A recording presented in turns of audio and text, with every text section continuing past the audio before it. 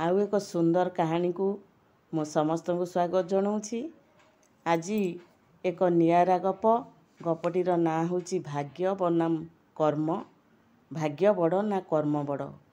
आमे साधारणतः केतेक लोक भाग्य को बड़ कहला बेले केतेक लोक भी कर्म को बड़ कहती। तेणु भाग्य बड़ ना कर्म बड़ ये कहानी शुणी सारा पर निश्चित भाव में मते कमेंट रे जणेबे। आरंभ करिबा। सबुबेले जमलोकरे रही जीव मानकर पाप पुण्यर विचार करी करी जमराज को भारी विरक्त लगिला। सकाळ ठारू संध्या पर्यंत पुणी संध्यारू राति पाइबा पर्यंत से गोटिए कथा। अति कदर्य जीवन। अंधार आउ उदास हृदय रे एकाकी रहिबा तांको पई बड़ असहनीय होई उठिला। जमलोकरे तांकर बहु सेवक बा आज्ञादास थिले, किंतु साथीटीए नथिले। से तो मृत्युर देवता, किए काहींकी तांकर साथी हेब। थरे तांकर इच्छा हैला जीवनर स्वाद चाखिबा पई। से उदासपूर्ण चाहाणी रे चारिआड को आखि बुलाइले। सहसा तांकर दृष्टि पृथ्वी उपरे पड़ीगला। ताहा थिला आलोकमय। चारिआडे सूर्य किरण बिछाड़ी होई पड़ीथिला। समय थिला बसंत ऋतु। चारिआडे रंग बेरंगर फूल फुटी पृथ्वीर बसंतकालीन रूप अत्यंत मनोरम देखा जाउथिला। एहार अधिवासीगण अत्यंत सुखी देखा जाउथिले। जमराज जणे मनुष्यर वेश धरी पृथ्वी रे पहुँचवाकू स्थिर कले। निज पई गोटिए योग्य पात्री खोजुथिबा समय गोटिए सुश्री सुस्था रमणी तांको दृष्टि रे पड़ीगला। सेतेबेले रमणीटी जणे बलवान पुरुष सहित युद्ध करुथिला। युद्धरे युवतीटी सेही बलिष्ठ पुरुषटी को हराई देला। बिचरा पराजय स्वीकार करी पुरुषटी सेठारु पलाईगला। जमलोकरे थाई जमराज यही दृश्य दिव्य चक्षुरे दर्शन करुथिले। एही दृश्य देखी से विमुग्ध होईगले। से मने मने चिंता कले, एही रमणी मोर योग्या पत्नी होई परिबो। एहीपरि स्वभाव संपन्ना स्त्री मोर पसंद। एणु यही युवती को मु विवाह करी मानवीय सांसारिक सुख उपभोग करी। किंतु प्रश्न हला तांको मु किपरि पाई परिबी। जमराज चिंता करने को लगिले। एथिपाई जदि कौनसी दूत को तांको निकट को पठा जाए तेबे से युवतीटीर मुद्दारटी को ही नहीं आनिबे। स्त्री लोकटी को लाभ करिवार उपाय हैला मनुष्य रूप धारण करी पृथ्वी रे वास करिबा एवं ताकू सेठारे विवाह करी सांसारिक सुख उपभोग करिबा। कल्पना अनुसार जमराज एक मनुष्य रूप धारण करी धरा पृष्ठ रे अवतरण कले। सेतेबेले तांकर रूप भयंकर मृत्यु देवतार रूप नथिला। से जणे सुश्री सुठाम बलिष्ठ युवकर वेश धारण करिथिले। धरणी पृष्ठ रे अवतरण करी से युवतीटीर ग्राम निकट रे थिबा एक पड़िया रे पहुँचिले। जमीदारंक निकटरू उपयुक्त मूल्य विनिमय रे जमीटी को किणी नेले एवं अल्प केते दिन मध्यरे सेठारे एक सुरम्य अट्टालिका ठिया होईगला। एणिकी युवती को विवाह करिबारे कौनसी असुविधा नथिला। से महा आडंबर सहकारे युवतीटी को विवाह कले। जमराजंकर एही नूतन मानव पत्नी को नाम थिला सुलोचना। दुहें दुहीं को गभीर भावरे भल पाउथिले। समय क्रमे सुलोचना एक पुत्र संतान जन्म देले। संतान जन्म परे शिशुटीर लालन पालन प्रभृति सुलोचना अधिक समय व्यय करुथिले। तेणु तांको स्वामी प्रति अधिक समय देई पारु नथिले। आवश्यक अनुसार नवजात संतान पई तथा निज पई से स्वामी को विभिन्न पदार्थ आनिबा निमित्त बराद करुथिले। जमदेव जेते जहा पदार्थ आनिले मध्य तांको स्त्री सुलोचना आदौ संतुष्ट हेउ नथिले।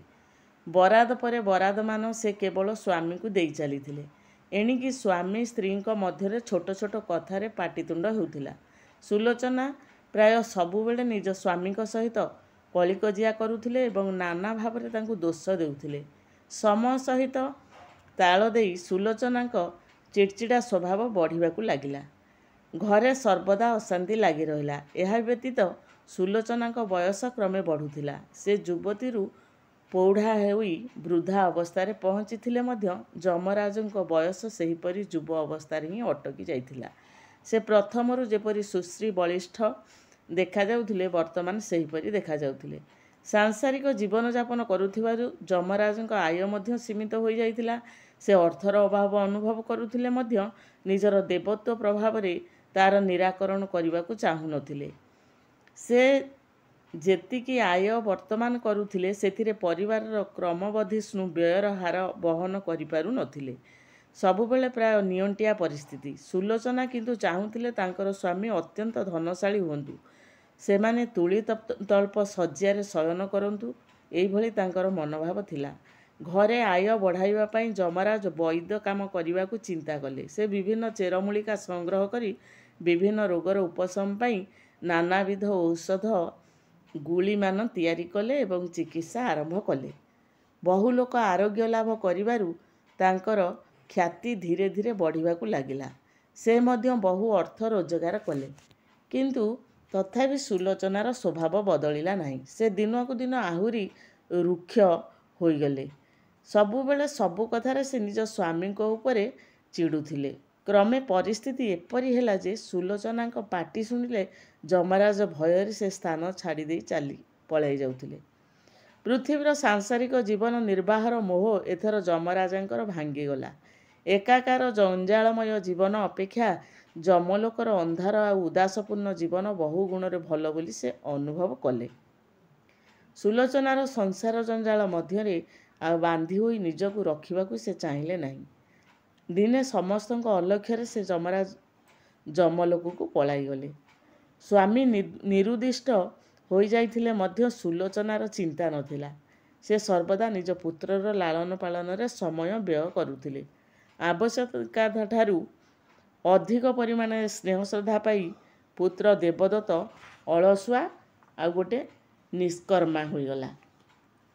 ଘରେ କୌଣସି ବି କାମ ସେ କଲା ନାହିଁ। ପୁତ୍ର ଦେବଦତ୍ତର ଯୁବାବସ୍ଥାରେ ମାତା ସୁଲୋଚନା ହଠାତ୍ ଦିନେ କୌଣସି ଅଜଣା ରୋଗରେ ପଡ଼ି ମୃତ୍ୟୁବରଣ କଲେ। ବର୍ତ୍ତମାନ ସେ ଘରେ ଏକାକୀ।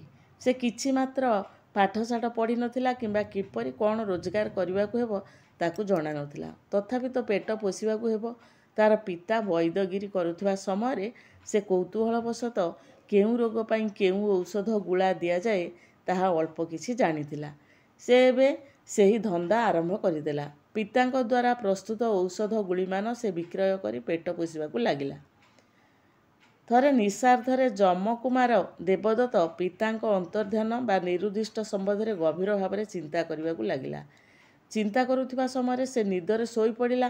ଶୟନ ଅବସ୍ଥାରେ ସେ ଏକ ସ୍ୱପ୍ନ ଦେଖିଲା। ତା'ର ନିରୁଦ୍ଦିଷ୍ଟ ପିତା କହୁଥିଲେ, ପୁତ୍ର ଦେବଦତ୍ତ, ତୋର ମାଆର ଦୌରାତ୍ମ୍ୟ ସହି ନ ପାରି ମୁଁ ପୁନର୍ବାର ଯମଲୋକକୁ ଫେରିଆସିଲି। ମୁଁ ଯମରାଜା। ତେବେ ତୋର ଜୀବନ ଧାରଣ ପାଇଁ ତୁ ଯେଉଁ ବୈଦ୍ୟ ବ୍ୟବସାୟ ଆରମ୍ଭ କରିଛୁ, ସେଥିରେ ତୋର ପ୍ରଚୁର ଆୟ ଆରମ୍ଭ ହେବ। ତୁ ଯେଉଁ ରୋଗୀକୁ ଚିକିତ୍ସା କରିବୁ ସେ ନିଶ୍ଚୟ ଆରୋଗ୍ୟ ଲାଭ କରିବ। ମାତ୍ର ଏଥିପାଇଁ ମୋର ଗୋଟିଏ ପରାମର୍ଶ ମନେ ରଖ। ତୁ ଯେଉଁ ରୋଗୀକୁ ଚିକିତ୍ସା କରିବାକୁ ଯିବୁ, ପ୍ରଥମେ ତା'ର ମସ୍ତିଷ୍କକୁ ଲକ୍ଷ୍ୟ କରିବୁ। ସେଠାରେ ମୋତେ ବସିଥିବାର ଦେଖିଲେ ରୋଗୀକୁ ଚିକିତ୍ସା କରିବାକୁ ମନା କରିଦେବୁ, କାରଣ ସେହି ରୋଗୀ ନିଶ୍ଚୟ ମୃତ୍ୟୁବରଣ କରିବ। ରୋଗୀର ମୁଣ୍ଡ ନିକଟରେ ମୁଁ ବସିଥିଲେ ମଧ୍ୟ ତୋ ବ୍ୟତୀତ ମୋତେ ଆଉ କେହି ଦେଖିପାରିବେ ନାହିଁ। କେବଳ ତୁ ଜାଣିପାରିବୁ ଯେ ମୁଁ ବସିଛି ବୋଲି। ମନେ ରଖ, ରୋଗୀର ମୁଣ୍ଡ ଉପରେ ମୋତେ ନ ଦେଖିଲେ ତୁ ତା'ର ଚିକିତ୍ସା ଆରମ୍ଭ କରିବୁ। ସେ ନିଶ୍ଚୟ ରୋଗମୁକ୍ତ ହେବ। ଏହାଦ୍ୱାରା ସମାଜରେ ତୋର ପ୍ରତିଷ୍ଠା ବଢ଼ିବ ସହିତ ତୁ ବହୁତ ଅର୍ଥ ଲାଭ କରିକି ସୁଖରେ ରହିପାରିବୁ। ଏହିପରି ଏକ ଅଦ୍ଭୁତ ସ୍ୱପ୍ନ ଦେଖି ଯମପୁତ୍ର ଦେବଦତ୍ତ ଆନନ୍ଦରେ ଯେପରି ଫାଟି ପଡ଼ିଲା। ସେ ପିତାଙ୍କ ପରାମର୍ଶ କ୍ରମେ ଚିକିତ୍ସା ଆରମ୍ଭ କରିବାକୁ ଲାଗିଲା। ଏଣିକି ସେ ବୈଦ୍ୟ ଚିକିତ୍ସା ଅଧିକ ତତ୍ପରତାର ସହିତ ଆରମ୍ଭ କରିଦେଲା। ବିଭିନ୍ନ ପ୍ରକାର ଚେରମୂଳିକା ପ୍ରଭୃତିରୁ ଏକାଠି କରି ସେଗୁଡ଼ିକୁ ଚୂର୍ଣ୍ଣ କରି ସେଥିକୁ ଘିଅ, ଗୁଡ଼ ଇତ୍ୟାଦିରେ ପାକ କରି ଔଷଧ ଗୁଳା କରି ନାନା ରୋଗର ଚିକିତ୍ସା କରୁଥିଲା।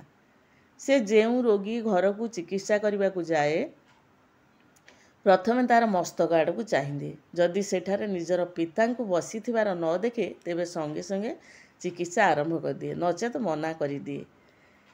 କାରଣ କେବଳ ତା ପିତା ବସିଥିବାର ସିଏ ହିଁ ଜାଣିପାରିବ, ଅନ୍ୟ ଲୋକମାନେ ଜାଣିପାରିବେ ନାହିଁ। ଲୋକମାନେ କ୍ରମେ ଜାଣିବାକୁ ପାଇଲେ ବୈଦ ଦେବଦତ୍ତ ଯେଉଁ ରୋଗୀକୁ ଚିକିତ୍ସା କରୁଛି ସେ ନିଶ୍ଚିତ ରୂପେ ଆରୋଗ୍ୟ ଲାଭ କରୁଛି। ମାତ୍ର ସେ ଯାହାର ଚିକିତ୍ସା ନ କରି ଫେରି ଆସୁଛି ସେହି ରୋଗୀ ଦିନେ 2 ଦିନ ମଧ୍ୟରେ ନିଶ୍ଚୟ ମୃତ୍ୟୁବରଣ କରୁଛି। ସେ ଅଞ୍ଚଳରେ ଦେବଦତ୍ତ ଜଣେ ସଫଳ ଚିକିତ୍ସକ ଭାବରେ ପରିଚିତ ହୋଇଗଲା। ଚାରିଆଡ଼େ ତାହାର କୀର୍ତ୍ତି ପ୍ରଚାର ପ୍ରସାର ହେଲା। ଦିନେ ରାଜାଙ୍କର ଏକମାତ୍ର କନ୍ୟା ହରପ୍ରିୟା ରୋଗରେ ପଡ଼ିଲେ। ରାଜବୈଦ୍ୟ ମଧ୍ୟ ତାକୁ ଆରୋଗ୍ୟ କରିବାରେ ସଫଳ ହୋଇପାରିଲେ ନାହିଁ। ସମଗ୍ର ଦେଶରୁ ବିଖ୍ୟାତ ବୈଦ୍ୟମାନଙ୍କୁ ଡକାଗଲା, ମାତ୍ର କେହି ରାଜକନ୍ୟାକୁ ଆରୋଗ୍ୟ କରିପାରିଲେ ନାହିଁ। ରାଜା ଅତ୍ୟନ୍ତ ନିରାଶ ହୋଇପଡ଼ିଲେ। ଏହି ସମୟରେ ଜଣେ ରାଜକର୍ମଚାରୀ ମହାରାଜାଙ୍କୁ ପ୍ରସ୍ତାବ ଦେଇ କହିଲେ, ମହାରାଜ, ଆମ ଅଞ୍ଚଳରେ ଦେବଦତ୍ତ ନାମକ ଜଣେ ବିଖ୍ୟାତ ବୈଦ୍ୟ ଅଛନ୍ତି। ତାଙ୍କଠାରୁ ଔଷଧ ଖାଇ ସମସ୍ତେ ଆରୋଗ୍ୟ ଲାଭ କରୁଛନ୍ତି। ଆପଣ ତାଙ୍କୁ ଡକାନ୍ତୁ। କର୍ମଚାରୀଙ୍କ ପ୍ରସ୍ତାବ କ୍ରମେ ରାଜା ସଙ୍ଗେ ସଙ୍ଗେ ବୈଦ୍ୟ ଦେବଦତ୍ତଙ୍କୁ ଡକାଇ ପଠାଇଲେ। ରାଜାଙ୍କ ଆମନ୍ତ୍ରଣ କ୍ରମେ ଦେବଦତ୍ତ ରାଜପ୍ରସାଦରେ ପହଞ୍ଚିଲା। ବହୁ ସମ୍ମାନର ସହିତ ତାକୁ ରାଜକନ୍ୟା ହରପ୍ରିୟାଙ୍କ ଶୟନ କକ୍ଷକୁ ନିଆଗଲା। ଦେବଦତ୍ତ ରୋଗିଣୀଙ୍କର ମସ୍ତକକୁ ଚାହିଁଲା। ରାଜକନ୍ୟାଙ୍କ ମସ୍ତକ ନିକଟରେ ନିଜର ପିତାଙ୍କୁ ଠିଆ ହୋଇଥିବାର ଦେଖିଲା। ତାର ମୁହଁ ଶୁଖିଗଲା। ତା ପିତା ହେଉଛନ୍ତି ଯମରାଜା। ଯେତେବେଳେ ଦେଖିଲା ଯମରାଜା ଠିଆ ହେଇଛନ୍ତି, ପିତା ସ୍ୱପ୍ନରେ କ'ଣ କହିଥିଲେ, ମୁଁ ଯଦି ଠିଆ ହେଇଥିବି ତାହେଲେ ସେ ରୋଗୀ ବଞ୍ଚିବ ନାହିଁ, ତୁ ତାର ଚିକିତ୍ସା କରିବୁ ନାହିଁ। ତାର ମୁହଁ ଶୁଖିଗଲା ଦେବଦତ୍ତର। ରୋଗିଣୀ ନିଶ୍ଚୟ ମୃତ୍ୟୁବରଣ କରିବ ସେ ଜାଣିପାରିଲା। ତଥାପି ଶେଷ ଉଦ୍ୟମ କରିବାକୁ ମନସ୍ଥ କରି ସେଠାରେ ଉପସ୍ଥିତ ଥିବା ଲୋକମାନଙ୍କୁ ବାହାରକୁ ଚାଲିଯିବା ପାଇଁ କହିଲା। ଶୟନ କକ୍ଷରୁ ସମସ୍ତେ ଯିବା ପରେ ସେ ନିଜର ପିତାଙ୍କୁ କହିଲା, ବାପା, ଏହା ମୋ ଜୀବନର ସବୁଠାରୁ ମୂଲ୍ୟବାନ ସୁଯୋଗ। କାରଣ ରାଜକନ୍ୟାଙ୍କୁ ମୁଁ ଭଲ କରିଦେଇ ପାରିଲେ ସମଗ୍ର ରାଜ୍ୟରେ ମୋର ସୁନାମ ଖେଳିଯିବ ଏବଂ ହୁଏତ ରାଜବୈଦ୍ୟ ରୂପେ ମୁଁ ଏହି ରାଜପ୍ରାସାଦରେ ନିଯୁକ୍ତି ପାଇବି। ଏଣୁ ମୁଁ ଆପଣଙ୍କୁ ହାତ ଯୋଡ଼ି ନିବେଦନ କରୁଛି, କୃପା କରି ଏହି ରୋଗିଣୀ ରାଜକନ୍ୟାଙ୍କୁ ତ୍ୟାଗ କରି ଆପଣ ଚାଲିଯାଆନ୍ତୁ ଏବଂ ସେ ଯଥାଶୀଘ୍ର ରୋଗମୁକ୍ତ ହୋଇଯାଉ। କିନ୍ତୁ ତାହା ତ କେବେ ସମ୍ଭବପର ନୁହେଁ ପୁତ୍ର। ଯମରାଜ ଏ କଥା କହିଲେ ଯେ ଏହା ସମ୍ଭବପର ନୁହେଁ। ରାଜକୁମାରୀ ହରପ୍ରିୟାର ଜୀବନ ବ୍ୟତୀତ ତୁ ଯାହା ମାଗିବୁ ମୁଁ ଦେଇପାରିବି ତୋତେ। ମାତ୍ର ରାଜକନ୍ୟା ନିଶ୍ଚୟ ମୃତ୍ୟୁବରଣ କରିବ। ତାହାର ଭାଗ୍ୟ ଲିଖନକୁ ତୁ କାହିଁକି ବଦଳାଇ ଦେବାକୁ ଚାହୁଁଛୁ? ତଥାପି କିନ୍ତୁ ଦେବଦତ୍ତ ବାରମ୍ବାର ଅନୁରୋଧ କରିବାକୁ ଲାଗିଲା। ଯମରାଜ ସମ୍ମତି ହେଉନଥିଲେ। ତା ନିଜ ପିତା ଦେଖିଲେ ଆର ଆୟୁଷ ପୁରିଲାଣି, ଆକୁ ଆଉ କୌଣସି ମତେ ରକ୍ଷା କରାଯାଇପାରିବ ନାହିଁ। ତେଣୁ ସେ ତା ମୁଣ୍ଡ ପାଖରେ ବସିକି ରହୁଥିଲେ। ଦେବଦତ୍ତ ନିରାଶ ନ ହୋଇ କେବଳ ହାତ ଯୋଡ଼ି ବିକଳ ସ୍ୱରରେ ଅନୁରୋଧ କରି ଚାଲିଥାଏ ପିତାକୁ। ଶେଷରେ ଯମରାଜ କହିଲେ, ରାଜକୁମାରୀକୁ ମୁଁ ଆଉ 3 ଦିନ ପାଇଁ ଜୀବନ୍ତ କରି ରଖିଲି। ଏହାପରେ ତାର ମୃତ୍ୟୁ ଅବଶ୍ୟମ୍ଭାବୀ। ଏହିପରି କହି ସେ ଅଦୃଶ୍ୟ ହୋଇଗଲେ। ପିତାଙ୍କର ଏତାଦୃଶ କଥା ଦେବଦତ୍ତ ଉପରେ ଗଭୀର ପ୍ରଭାବ ବିସ୍ତାର କଲା। ମନେ ମନେ ଭାବିଲା, ଯାହାର ନିଶ୍ଚିତ ମୃତ୍ୟୁକୁ 3 ଦିନ ପର୍ଯ୍ୟନ୍ତ ପିତା ସ୍ଥଗିତ ରଖିପାରୁଛନ୍ତି, ତାହେଲେ ସ୍ଥଗିତ କାଳକୁ 3 ମାସ, 3 ବର୍ଷ ବା 30 ବର୍ଷ ପର୍ଯ୍ୟନ୍ତ କାହିଁକି ବର୍ଦ୍ଧିତ କରାଯାଇ ନ ପାରିବ? ଏଇଭଳି ତା ମୁଣ୍ଡରେ ଗୋଟେ ଚିନ୍ତା ପଶିଲା। ଏପରି ଅନେକ ଉପାୟ ଯୁକ୍ତି ଚିନ୍ତା କରି ରାଜକୁମାର ଉଦାସ ହୋଇ ପଡ଼ିଲା। ସେ ରାଜାଙ୍କୁ ଡାକି କହିଲା, ମହାରାଜ, ଆପଣଙ୍କ କନ୍ୟାଙ୍କ ଅବସ୍ଥା ଅତ୍ୟନ୍ତ ସଙ୍କଟାପନ୍ନ। 3 ଦିନ ପୂରଣ ହୋଇସାରିବା ପରେ ସେ ଭଲ ହେବେ କି ନାହିଁ କୁହାଯିବ। ବର୍ତ୍ତମାନ ଆଗାମୀ 3 ଦିନ ପାଇଁ ମୁଁ କିଛି କହିପାରିବି ନାହିଁ। ଯମକୁମାର ରୋଗିଣୀଙ୍କ ଶଯ୍ୟାଧାର ନିକଟରେ ବସି ରହି ତାଙ୍କୁ ଚିକିତ୍ସା କରିବାକୁ ଲାଗିଲେ। ତାଙ୍କର ଅବସ୍ଥା ଅତ୍ୟନ୍ତ ସଙ୍କଟଜନକ ଓ ଗମ୍ଭୀର ଥିଲା। ସେ ମୃତପ୍ରାୟ ଶଯ୍ୟାରେ ପଡ଼ି ରହିଥିଲେ। ଦେବଦତ୍ତ ସେଠାରେ ବସି ରହି କିପରି ପିତାଙ୍କ କବଳରୁ ରାଜକୁମାରୀଙ୍କୁ ରକ୍ଷା କରିବ ସେ ବିଷୟରେ ଚିନ୍ତା କରୁଥିଲା। ତୃତୀୟ ଦିନର ଶେଷରେ ପୁନର୍ବାର ତାଙ୍କର ପିତା ରୋଗିଣୀଙ୍କ ମସ୍ତକ ଉପରେ ଦେଖାଦେଲେ। ପୁତ୍ର ରୋଗିଣୀର ଶଯ୍ୟାଧାର ନିକଟରେ 3 ଦିନ ବସି ରହିଥିବା ଦେଖି ମନେ ମନେ ଆନନ୍ଦିତ ହୋଇଯାଇଥିଲେ। ଦେବଦତ୍ତ ପିତାଙ୍କୁ ଦେଖି ନିଜର ଶେଷ କୌଶଳ ଓ ବୁଦ୍ଧି ପ୍ରୟୋଗ କରିବାକୁ ଚେଷ୍ଟା କଲେ। କରିବାକୁ ଯାଇ ଦେବଦତ୍ତ କ'ଣ କଲେ ନା ଦୁଆର ବନ୍ଧ ଆଡ଼କୁ ମୁହଁ ବୁଲାଇ ବଡ଼ ପାଟିରେ ମାଆକୁ ଡାକିଲେ। ମା ମା ତୁ ଏତେ ଡେରି କରୁଛୁ କାହିଁକି? ତୁ ପରା ମୋତେ କାଲି ରାତିରେ କହିଥିଲୁ ବାପା ଆସିଲେ ତତେ ଡାକିଦେବା ପାଇଁ। ବାପା ଆସିଗଲେଣି, ତୁ ଶୀଘ୍ର ଘର ଭିତରକୁ ଆ। ଏହା ଶୁଣିବା କ୍ଷଣି ଯମରାଜଙ୍କ ମୁହଁ ଭୟରେ ଫିକା ପଡ଼ିଗଲା। ସେ ମନେ ମନେ ଏତେ ଭୟଭୀତ ହୋଇଗଲେ ଯେ ତାର ମା ସୁଲୋଚନା ମରିଯାଇଥିବା କଥା ମଧ୍ୟ ଭୁଲିଗଲେ। ସେ ଆଉ କ୍ଷଣେ ମାତ୍ର ସେଠାରେ ରହିବାକୁ ଚାହିଁଲେ ନାହିଁ। ଯଥାଶୀଘ୍ର ଯମଲୋକ ପଳାଇଗଲେ। ଏହା ମଧ୍ୟରେ 3 ଦିନ ସମ୍ପୂର୍ଣ୍ଣ ହୋଇଯାଇଥିଲା। ରାଜକୁମାରୀ ହରପ୍ରିୟା ଆଖି ଖୋଲିଲେ। ଦେବଦତ୍ତ ମନେ ମନେ ବହୁତ ଖୁସି ହୋଇଗଲେ। କୌଶଳ ପ୍ରୟୋଗ କରି ସେ ରାଜକୁମାରୀଙ୍କ ଜୀବନ ରକ୍ଷା କରିପାରିଛି। ଆଉ କେତୋଟି ଔଷଧ ସେ ତାଙ୍କୁ ଖାଇବାକୁ ଦେଲା। ଏଥର ସେ ରାଜାଙ୍କୁ ଜଣାଇଦେଲେ ଯେ ରାଜକୁମାରୀ ବର୍ତ୍ତମାନ ବିପଦମୁକ୍ତ। ଏହାପରେ ରାଜକୁମାରୀଙ୍କ ଅବସ୍ଥା ଭଲ ହେବାକୁ ଲାଗିଲା। କେଇଟା ଦିନ ମଧ୍ୟରେ ସେ ସମ୍ପୂର୍ଣ୍ଣ ଆରୋଗ୍ୟ ହୋଇଗଲେ। ରାଜା ଓ ରାଣୀଙ୍କର ଆନନ୍ଦର ସୀମା ରହିଲା ନାହିଁ। ସେମାନେ ଯମକୁମାର ଦେବଦତ୍ତ ସହିତ ନିଜ କନ୍ୟା ହରପ୍ରିୟାର ବିବାହ କରାଇ ଦେଇ ତାଙ୍କୁ ସମ୍ମାନିତ କଲେ। ଯମରାଜ ନିଜର ପୁତ୍ରବଧୂର ଜୀବନ ନେବାକୁ ଆଉ ଆସିଲେ ନାହିଁ। ଦୁହେଁ ଏକ ସୁଖମୟ ଦାମ୍ପତ୍ୟ ଜୀବନ ଉପଭୋଗ କରିବାକୁ ଲାଗିଲେ। ପିଲାମାନେ, ଗପଟି ତ ସରିଲା। କାହାଣୀଟି କେମିତି ଲାଗିଲା? ଆମର ଭାଗ୍ୟ ବଡ଼ ନା କର୍ମ ବଡ଼? ନିଶ୍ଚିତ ଭାବରେ କମେଣ୍ଟରେ ଜଣେଇବ। ରହୁଛି, ଧନ୍ୟବାଦ।